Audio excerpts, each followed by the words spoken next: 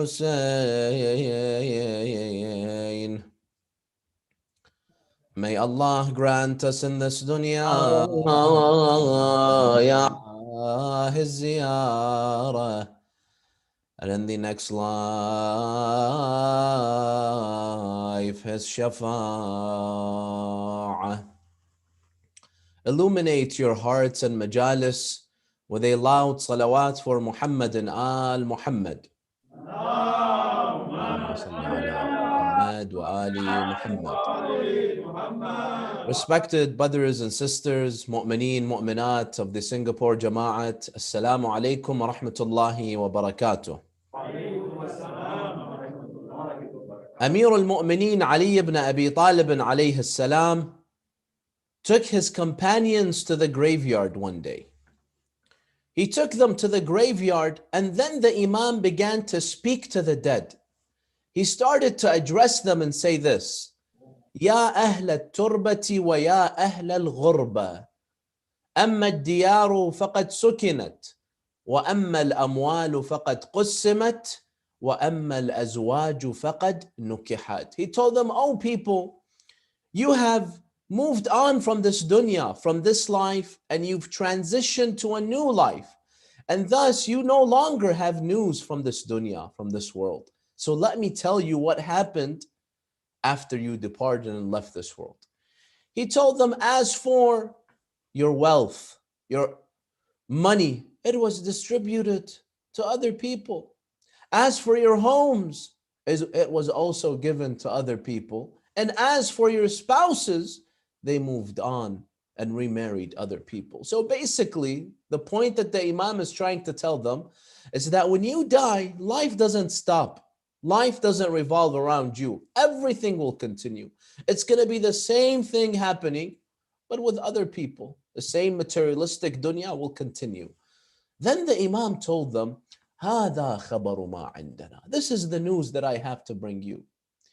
فَمَا خَبَرُ مَا عِنْدَكُمْ. What news do you have to bring us from the underground, from the next life? What news do you have from there?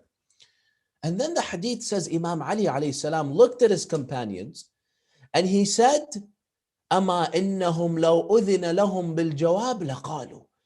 Now they can't reply because they're dead. So the Imam said, if Allah would allow them to reply to you and bring you news from the next world, they would all tell you one thing: إِنَّ خَيْرَ الزَّادِ التَّقْوَى. The best provision for you to take to the next life, the best thing for you to take to the next life, the most helpful thing in your grave and on the day of judgment is what? Is taqwa. And this is a verse in the Holy Quran. Allah says, إِنَّ خَيْرَ الزَّادِ التَّقْوَى. Now the question is, what exactly is taqwa? Taqwa, we define it as piety, God consciousness. Taqwa, brothers and sisters, is what I want to speak about, inshallah, tonight and tomorrow. Taqwa is basically protecting ourselves from haram, protecting ourselves from sins, having immunity from the dunya, from the temptations and the desires of the dunya, from haram, from sins. This is what we call taqwa. The Imam says, as the Holy Quran says, the best provision, the best thing to take with you to the next life, the most beneficial thing will be what? Will be taqwa, protection from sins. Now, what exactly is taqwa and how can we protect ourselves from sins? Let me give you an example that every single one of us can relate to. Throughout this pandemic, brothers and sisters, it's been about 1.5 years now that this pandemic, the coronavirus pandemic, has begun. Something that every single one of us learned throughout the 1.5 years is how to protect ourselves from this physical virus, the coronavirus. Now, if I would have asked you 2 years ago, most of us would not know fully the correct protocols and methods of how to protect yourself from the coronavirus or any other respiratory infectious disease, right?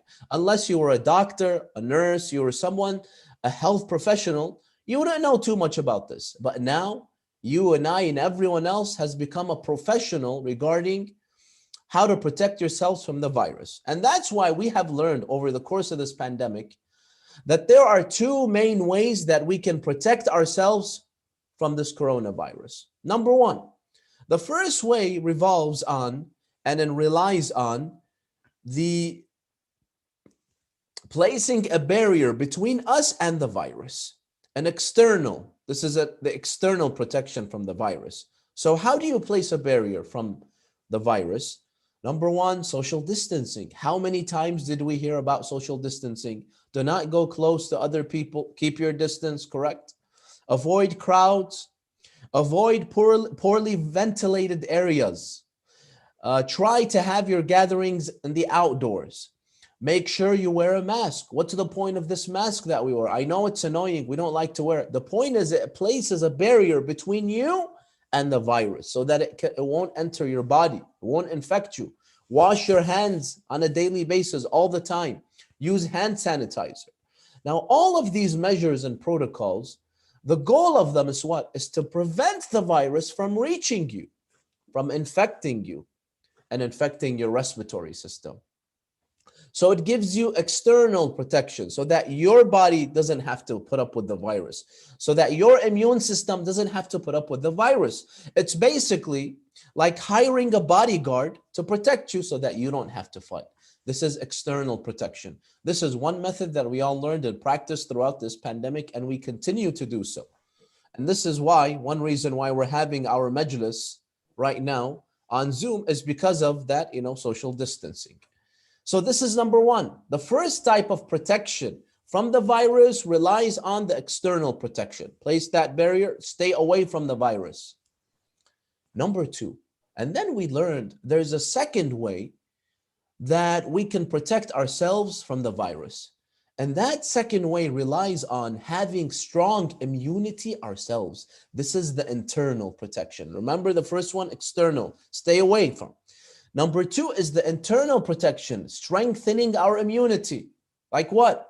That's why we heard things such as make sure you eat healthy food so that your immune system is strong.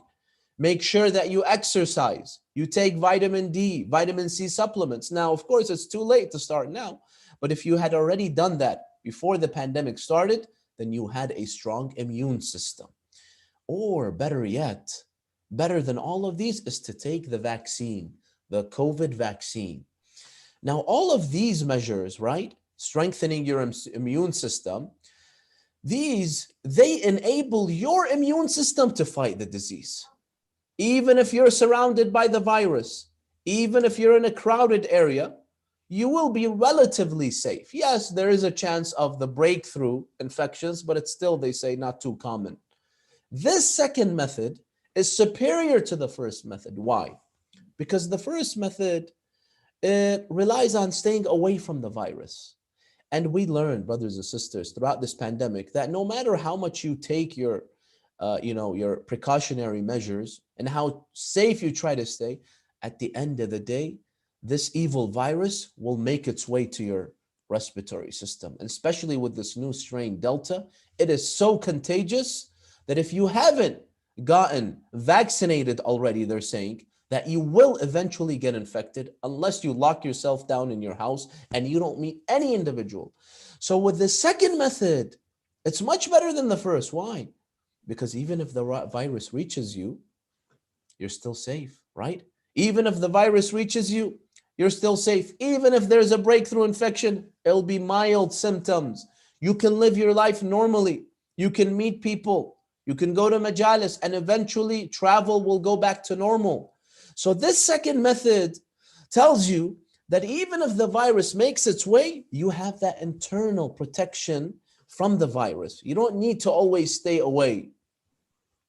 Now, with the coronavirus, with physical viruses, this is all clear. There's two ways in order for us to protect ourselves from the virus. Now, having understood all of that, let's take all of this and apply it to sins, apply it to taqwa.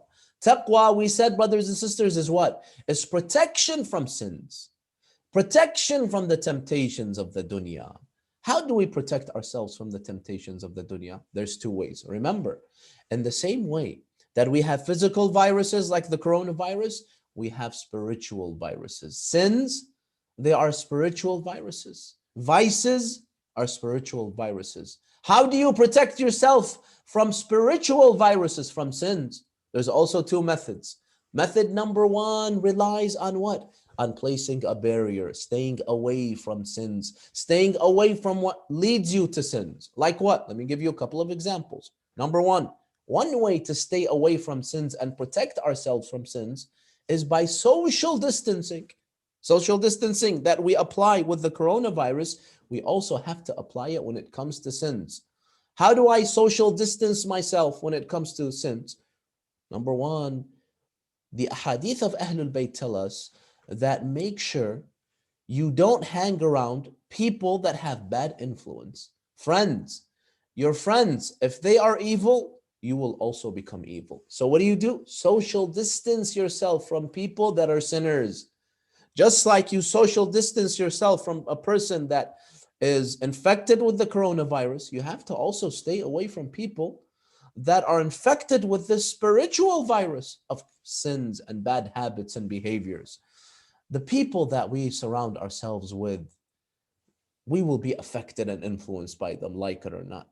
If they live a life of sin far away from Allah subhanahu wa ta'ala, far away from Ahlul Bayt, we will also become like them. You can't say, I'm a good person, but my friends are bad. No, it doesn't work that way. If your friends are evil, if your friends are immoral people, chances are I will also be like them, because it's contagious, because that behavior is contagious, and I will also become like them. I'll become influenced. Imam Ali ibn Abi Talib alayhi salam speaks about this in a hadith. He says, "Suhbatul ashrar taksibu ash-sharr, كالريح إذا مرت بالنتن حملت نتنا." Amir al-Mu'mineen says, companionship with evil people results in evil. You will also become an evil, because you're a companion of an evil individual. And then the Imam says, like the wind, when it carries a foul smell, as it passes through that smell. If the wind is passing by, let's say a dumpster, there's going to be a terrible smell in that dumpster. When it passes by the dumpster, like it or not, it will carry that stench with it. It can't say, I am immune. No, you're not immune. You will carry it. Likewise, brothers and sisters, we human beings, we will pick up the habits and the behaviors of our friends. And you know, many of the people, brothers and sisters, many people that they end up doing the wrong things. For example, many youth that end up trying drugs or becoming drug addicts. And you know, this has unfortunately become a problem. In many communities, when I used to travel before the pandemic, almost every community, they tell me we have a problem with drugs, our youth. Now, many of these youth that end up, doing these drugs, they were very good people. You think they had terrible parents? No, they had wonderful parents. So why did they end up becoming drug addicts? It was all because of what? One rotten apple, one bad friend that kept on pressuring them, kept on enticing them, kept on encouraging them until they tried it. And once you try it, that's it. It's a trap. You become addicted and you can never. Just a couple of weeks ago, a young man that I used to know from many years ago in the US, young Shia man, he died because of overdose in the hospital. How did he begin, brothers and sisters? He began with a friend who told him, you know what, try this. He tried it once and that's it. He got hooked on it. All it takes is for you to try it once. And then second time, third time, and he became a drug addict, addicted to this until he overdosed and died. So many of these individuals, like this young man, they have the best parents, but it was a rotten apple, a bad friend that influenced them in that way, that kept on pressuring them until it led them to this. Allah subhanahu wa ta'ala tells us on the day of judgment, some of us, we will be so regretful. Some of us, we will be so disappointed at the fact that it was all because of one friend I was misled. I was going on the right path. I was attending the lectures. I was good. I was behaving. My grades were good in school. And then he showed up. And then she showed up. And that friendship, all of a sudden, it took a wrong direction. The Holy Quran says, يَوْمَ يَعَضُّ الظَّالِمُ عَلَى يَدَيْهِ يَقُولُ يَا لَيْتَنِي اتَّخَذْتُ مَعَ الرَّسُولِ سَبِيلًا يَا وَيْلَتَى لَيْتَنِي لَمْ أَتَّخِذْ فُلَانًا خَلِيلًا لقد أضلني عن الذكر بعد إذ جاءني. The zalim, the one who has become the zalim, he has become an oppressor either towards others or he oppressed himself by all of these sins. He says, I wish I would have followed the Prophet. I wish I would have followed the mu'mineen. I wish I would have never followed this individual. It was him that misguided me. It was him that kept on pressuring me. So what do, brothers and sisters? We social distance ourselves from people that tend to influence us in the wrong way. Do not hang out around people that are evil. Social distance. This is one way to protect yourself. Another way, social distancing, or another way of placing a barrier between you and sins is what? The ahadith of Ahlul Bayt tell us, don't put yourself in a situation or in a position that you may be easily tempted to sin. There are times when we are, when sins are much closer to us, brothers and sisters. Don't put yourself in that position. Like what? The ahadith likewise tell us that don't be alone. And the ulama mention it is haram for a male and female who are not related. They are not mahram. It is haram for them to be in a closed room, private, all by themselves. Yes, they could be in a public area. If there's an older adult, that's fine. But me, a young guy and a young girl, we are in a room. Even if we're studying, it doesn't matter. Don't be in a closed environment. Why? The shaitan himself, he says in one hadith, he says, anytime a male and a female, not related, they are together, I will be the third person with them. I will come, and this is fertile ground for me to come and whisper and to try to make them do the haram. It's so easy for that session to lead to haram. Why? Because male, female, the desire is there. The older people, the adults, they're not looking at us, right? So the shame is not there, the fear. Nobody's watching us. The shaitan is whispering, take a look, throw a joke, flirt. That will eventually escalate. Could easily, brothers and sisters, lead to haram. Many people that ended up committing the haram, don't think from day one they came with that niyyah, with that intention. They will tell you one thing led to the other. Well, why did you allow yourself? Why did you put yourself in that position so that it escalated? Stay away from those areas that you will easily do haram. I remember once I was in one of the countries giving majalis. A young man, he came to me and told me, Sayyidina, my job, I work at a salon. Sometimes, he's a guy, he tells me sometimes women come and I need to, operate on these women. I need to give them haircuts and whatnot. Is this halal or haram? So I told him, look, technically, if you're wearing gloves and you're not looking with lust, technically speaking, it could be halal, it could be okay. But practically speaking, no. You're going too close to the haram. Imagine for an entire hour, a young guy who's not married and a woman is there. For an hour, he's doing her hair. And you don't want the shaitan to be there. The shaitan will be there for the entire hour because you're going way too close to the haram. You think she's going to stay quiet. You're going to stay quiet. You're going to joke and laugh the whole time, flirt the whole time. Correct? And that may lead to other things in the end. So don't come too close to the haram and say, you know what, I'm safe. It's like someone who's infected, right? And I say, I'll go, hang around with this infected guy every day and I'll wear a mask. No, stay away from him. Why is it with the virus we're so afraid and we stay away? But with the sins, we feel so comfortable going close to the haram. Ahlul Bayt tell us what? Stay away from the haram. Another example, if for example, my computer, my iPhone, my smartphone, there's a certain app that's always making me do haram. What do? Stay away from it. Out of sight, out of mind. If you can't completely get rid of your phone, your smartphone, go delete that app. So don't allow yourself to sin. Don't put yourself close to haram, such that if this is available, you're going to commit haram. This is the first way that we protect ourselves. This is the first type of taqwa. If you have taqwa, you don't go close to haram. You don't put yourself in a position that you may easily sin. This is the first type of protection from haram, the first type of taqwa. And then we have a second type of taqwa. The second type of taqwa is to build your inner immunity, is to make your willpower and determination strong so that you can easily resist haram. You can easily resist sins and the temptations of the dunya, is to make your faith and your iman strong. This, brothers and sisters, Second method is much stronger than the first method. Just like we said about the coronavirus. Why? Because the third the first method, you have to keep on running away from haram. But if the haram comes to you, you're at risk because you don't have that internal support, that interior support. The second method of taqwa is when you have the inner light, the inner guidance, even if you are surrounded by evil friends, even if you are in an evil environment, even if you're surrounded by the dunya and sin, you will stay away from it. Why? Because you have that immunity, just like the vaccine. The temptations will pose no risk to you, since you have strong immunity that protects you from sins. This second, brothers and sisters, type of taqwa is much greater, but at the same time, it is rare. You don't find too many people that have this internal type of taqwa, that even if you put them in an area filled with sin, they will still look the other way. People like whom? People like Prophet Yusuf. You want to know if someone has taqwa? How do you know if this person is really a taqwa, or is he a hypocrite? Is he putting on a show?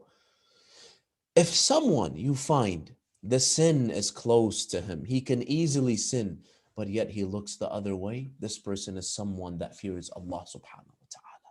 Look at the story of Prophet Yusuf alayhi salam. There is no story more remarkable than it's in the Holy Quran. Zulaykha, Allah tells us in the Holy Quran, she went after him. He didn't go after the haram. She went after him. She took him in her room and she locked the doors and she told him, nobody's looking, let's do the haram. What did Yusuf do? If Yusuf didn't have that internal protection, that immunity that Allah subhanahu wa ta'ala had given him, the haram is there. It was so difficult to go against it. Now, did he go after that haram? No. The haram came after him. So even remember, if you practice the first type, social distancing, sometimes the haram will come to you. Like the virus, sometimes it will creep in your house. What did Yusuf do? He started to run away from her. He ran away from the haram. Yusuf was a man that had that taqwa. Amir al-Mu'mineen alayhi salam says this. He says, عند حضور الشهوات واللذات عند حضور الشهوات واللذات يتبين ورع الأتقياء. He says, when someone is surrounded by haram, but yet that person is able to resist, this is when you know this person has taqwa. This is when you know this person truly fears the Almighty Allah subhanahu wa ta'ala. There are some people, brothers and sisters, when they grew up in the Middle East, they grew up in the Muslim countries, right? MashaAllah, they were so religious. But as soon as they came to the Western world, you find they were lost. Why? Because when they were in the Muslim countries, they weren't exposed to the sins. So they only had the first type of taqwa. They stayed away from sins. As soon as the sins came to them, they did not have that inner protection. They fell into the dunya. They fell in the traps of the dunya and haram and sins because they did not have that inner immunity. And this is exactly, brothers and sisters, what happened to Imam Ali alayhi salam during the time of his khilafah. This is what happened to the Muslims during the time of Imam Ali alayhi salam. You see, when Imam Ali became the Khalifa, 3 wars were waged against Imam Ali ibn Abi Talib. Jamal, Siffin, and Nahrawan. Imam Ali alayhi salam, he says in Nahj al-Balagha, he says about these individuals that they revolted against him, about these individuals that fought the Imam of their time. He says, you think these people didn't know that I was the rightful Khalifa? You don't think they were there on the day of Ghadir Khum? Did they not hear the hadiths of Ghadir Khum if they weren't there? You don't think they saw the signs? The Imam says they saw, wallahi, they saw the signs. So why did they go against the dunya? I'll tell you what the Imam says. He says in Nahj al-Balagha, Bala wallah, laqad sami'uha wa wa'awha. He says, wallahi, they knew the signs. They knew they were wrong. So why did they fight against Imam Ali ibn Abi Talib alayhi salam? The Imam gives us the answer. He says, وَلَكِنَّهُمْ حَلِيَةِ الدُّنْيَا فِي أَعْيُنِهِمْ وَرَاقَ زِبْرِجُهَا. He says, because the dunya was too sweet for them to resist. The dunya came to them. It was too sweet. They didn't have that inner taqwa. They couldn't resist. When Muawiyah was giving out money to anyone that would abandon Ali ibn Abi Talib, that's why you find so many of his companions, they went on the other side. Why? They didn't know Imam Ali was the right. Come on. Who cannot tell between Imam Ali and Muawiyah? Correct? But because Muawiyah was giving money, he was buying people. That's why they went and they joined the camp of Muawiyah. The dunya was too sweet for them to resist, and they did not have that inner taqwa. They didn't have that inner immunity against the haram. So you have these as an example, and then you have the greatest example, brothers and sisters, of taqwa was Ali ibn Abi Talib alayhi salam. Ali ibn Abi Talib was the man who, when the entire dunya came at his grips, he could care less. He never changed. When he became the Khalifa, he did not change at all. Never did the Khilafah change Amir al-Mu'mineen. Never did the temptations of Khilafah and power change him. Why? Because Imam Ali was protected with a fortress. That fortress was his Iman. Nothing can penetrate. Nothing can affect Ali ibn Abi Talib alayhi salam. Ibn Abbas is narrated in Nahj al-Balagha, the cousin of Amir al-Mu'mineen. He says, when Imam Ali became the Khalifa, I went to visit him.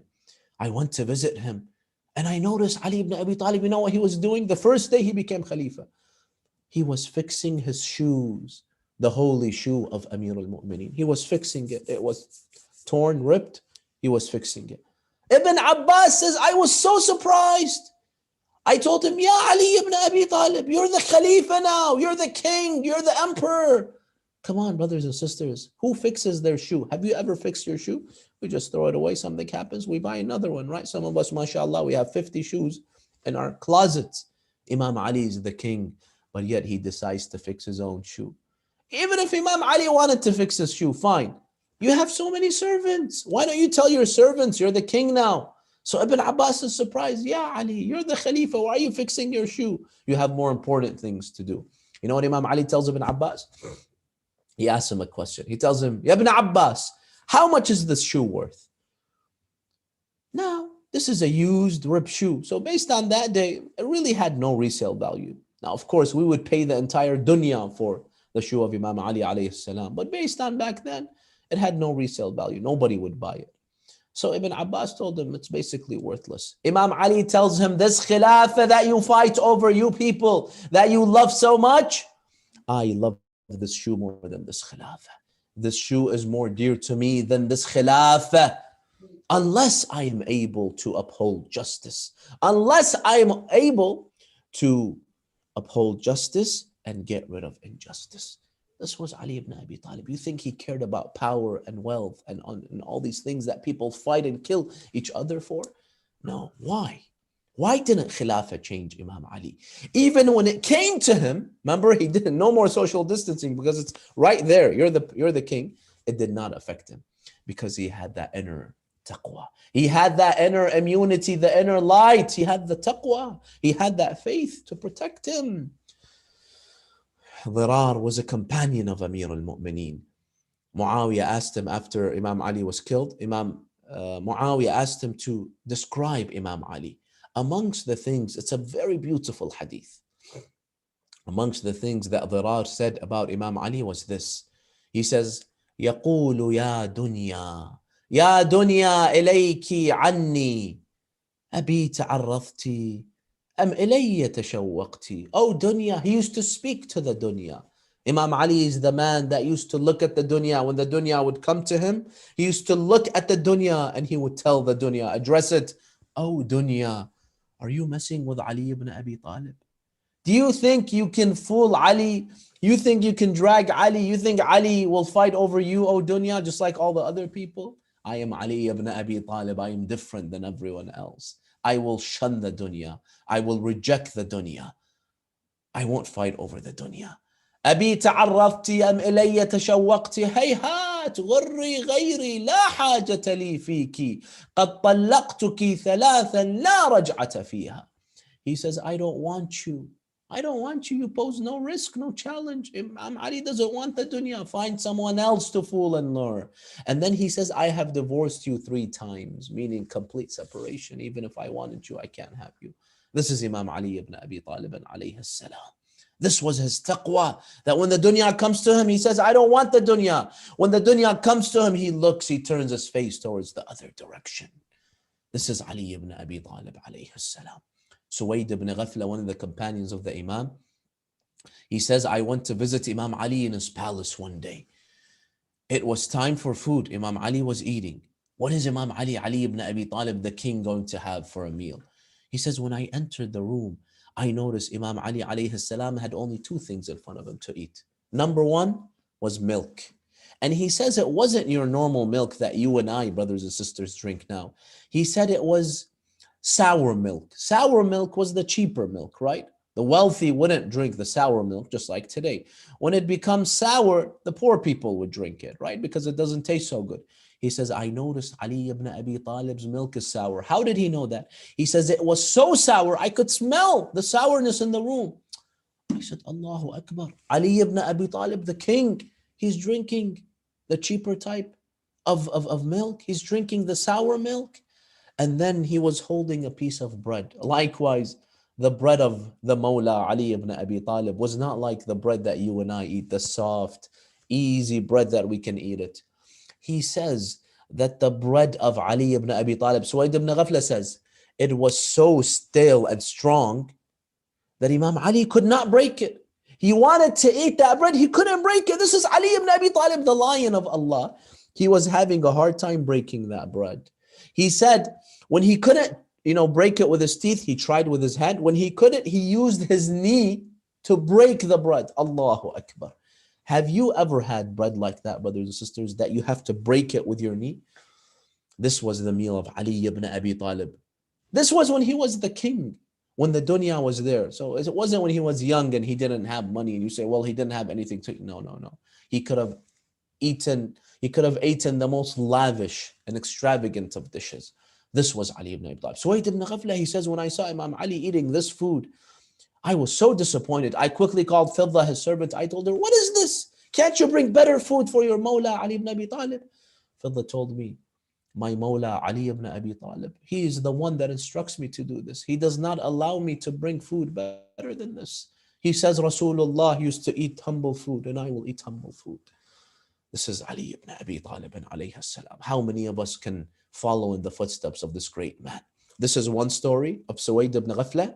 And then there's another story, another companion of Amir al-Mu'mineen by the name of Al-Ahnaf ibn Qais. Al-Ahnaf ibn Qais, he says after Amir al-Mu'mineen died, after he became a shaheed, Muawiyah, he invited me to his palace. Where? In Sham. He says, I went to Sham and it was time for the meal of Muawiyah. It was dinner time for Muawiyah. He says, when I entered in the room, in the palace of Muawiyah, he says, I saw a dinner table that stretched for as long as I can see. 50 meters, 100 meters. He says, I sat by Muawiyah. I saw so many dishes, so many types of food, lavish dishes that I had never seen in my life. I was stunned. What is this? From all over the world, they had brought food. And then he said, one particular dish, it stood out. It caught my attention. So I asked Muawiyah, what is this dish? I've never seen something like this. Muawiyah told him, oh, this is my signature dish. This is the dish I love most. What is it? He told him, it is roasted duck. Roasted duck stuffed with pistachio. And then you have the pistachio oil over it. Al-Ahnaf says, my jaw dropped. Brothers and sisters, it's 2021. The story is 1400 years ago. It's 2021. I have never had roasted duck with pistachio. Muawiyah used to eat that 1400 years ago. You can imagine if he was alive today, what he would eat. So Al-Ahnaf says, I was shocked. My jaw dropped. That this man eats this type of food. All of a sudden, Muawiyah noticed Al-Ahnaf began to cry. The tears of Al-Ahnaf began to come down on his cheek. Muawiyah told him, why are you crying? You should be happy. Eat. This is all for you. Al-Ahnaf tells Muawiyah, I'm crying because I remembered my Mawla. I remembered Amir al-Mu'mineen alayhi salam. I remember before he died, it was the month of Ramadan. I was visiting him in his palace. I was visiting Amir al-Mu'mineen alayhi salam, and it was iftar time. So I was wondering, what could the iftar of the Mawla Amir al-Mu'mineen, the Khalifa be of the Muslimin? It was iftar time. Imam Ali, he asked me to stay and have iftar with him. Like Muawiyah, how he invited Al-Ahnaf, Imam Ali invited Al-Ahnaf. So I was wondering, what's the food of Amir al-Mu'mineen Ali ibn Abi Talib? You know what the food of Imam Ali was? Similar to the earlier story.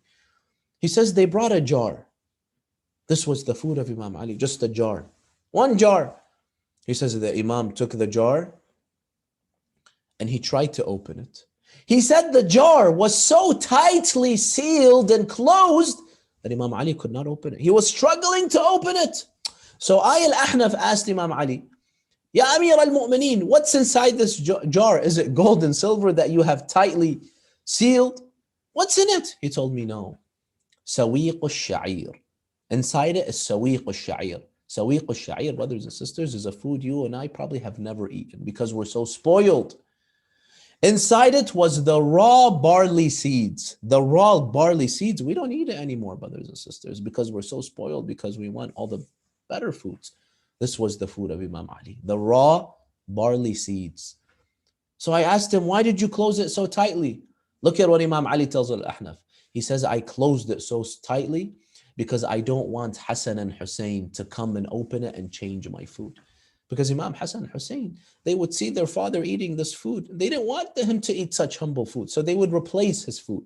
So Imam Ali would close it so tightly. And this is Imam Ali. When he closes something, only he can open it. He's the man that opened the gate of Khaybar. So he closes it so tightly such that Hassan and Hussein cannot open it, so that they don't come and replace his food, so that they don't make his food, better.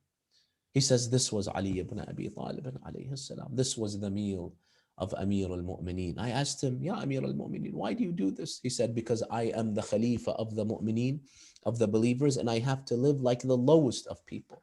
This is why I eat such food. So Al-Ahnaf tells Muawiyah, when I saw what you eat, I remembered what Imam Ali used to eat. And then I say, subhanallah, they compare you to each other. You see the taqwa of Ali ibn Abi Talib alayhi salam. Taqwa means that even if you're surrounded by the dunya does not change you a bit. Because what? Because you have the immunity. Because you have that protection, the inner protection from the dunya. Brothers and sisters, the days of Muharram have begun. Muharram comes.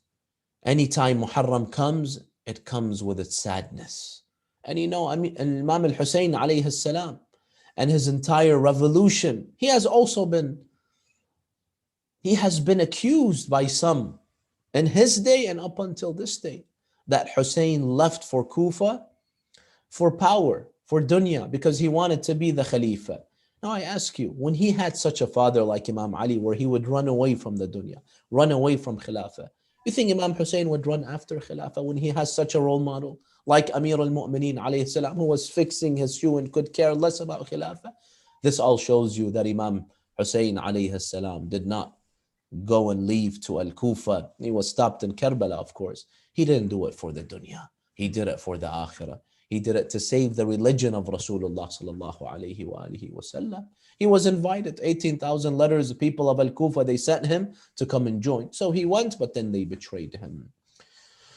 Yes, the days of Muharram, brothers and sisters, mu'mineen, mu'minat, have finally approached us. And the masa'ib of Abi Abdullah al-Hussein alayhi salam are once again renewed upon us. Every year when Muharram begins, it's as if we are hearing the masa'ib of Hussein for the first time. It never becomes old. It never becomes, tiring to keep on hearing the same masa'ib. Subhanallah, every year they are renewed. It's fresh as ever when we hear the masa'ib of Abi Abdullah al-Hussein. Why? Because the Prophet says in the hadith that in the hearts of every believer there is a raging fire for Abi Abdullah al-Hussein alayhi salam. In the hearts of every mu'min and mu'minah like you, there is something that cries out, Ya Hussein, Ya Aba Abdullah al-Hussein. That's why when some people, they hear that we keep on remembering Abu Abdullah al-Hussein, they don't understand why. They don't understand why the exaggeration, because they don't have that burning sensation for Abu Abdullah al-Hussein. Allahu Akbar. When the month of Muharram used to begin, Ahlul Bayt would transition into a state of mourning. They would never be seen laughing anymore. It was a time of grief for them. It was a time of mourning. This is how all the Imams of Ahlul Bayt alayhimus salam were. And Imam al-Radha alayhi salam, One year, when the month of Muharram was approaching, it was almost the month on Muharram. One of his companions by the name of Al-Rayyan ibn Shabib, he came to visit the Imam. The Imam began to tell him about Muharram, tell him about Ashura, about the calamities of his grandfather Hussein. Amongst the things that he told them, he told him, Ya ibn Shabib, Muharram was a holy month for the people of Jahiliyyah. They would not fight each other. There was no war. They would not kill each other during the month of Muharram. Yet the people that killed Hussein, they were worse than the people of Jahiliyyah because they killed him during the holy month of Muharram. Allahu Akbar. And then he tells him, Ya ibn Shabib, Ya ibn Shabib,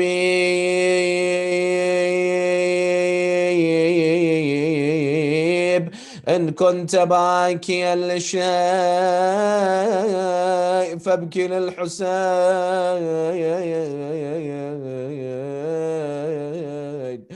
فإنه ذبح كما يذبح الكبش. Oh, son of Shabib, if you were to cry for any tragedy, if you were to cry for anyone, then cry for my grandfather Hussein. فإنه ذبح كما يذبح الكبش. For my grandfather Hussein was slaughtered just like a sheep. Now I ask you, what does the Imam mean he was slaughtered like a sheep? The Imam is trying to make a point. You see, when a sheep is slaughtered, is anyone crying? Is anyone lamenting? No, everyone's happy because they will have some food. They will have food. They'll have a meal. Everyone's happy. The Imam says that this is how my grandfather Hussein was killed. Everyone was happy and rejoicing when he was being slaughtered by Shimr. But I tell you, brothers and sisters, that Imam Hussein alayhi salam, he was treated even worse than a sheep. Why? Because it is a sunnah that all butchers, that before they kill the sheep, they give the sheep some water.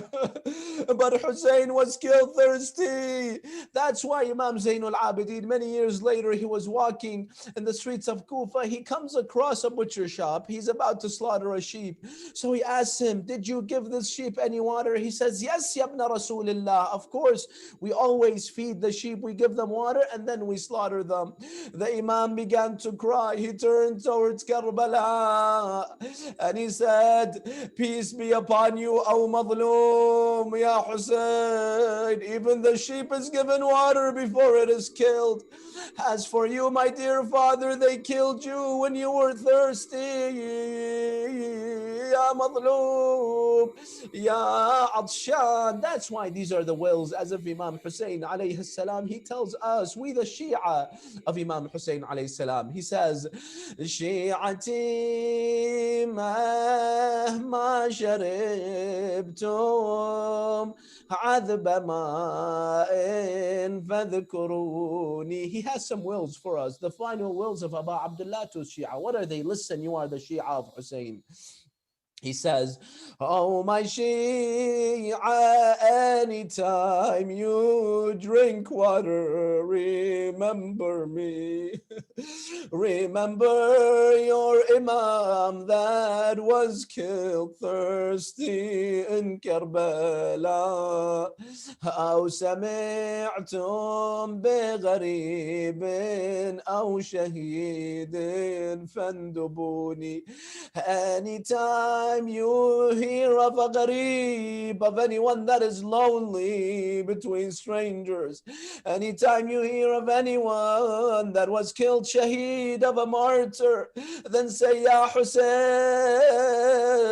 Ya Madloom, Ya gharib, Ya shaheed. Ya Allah.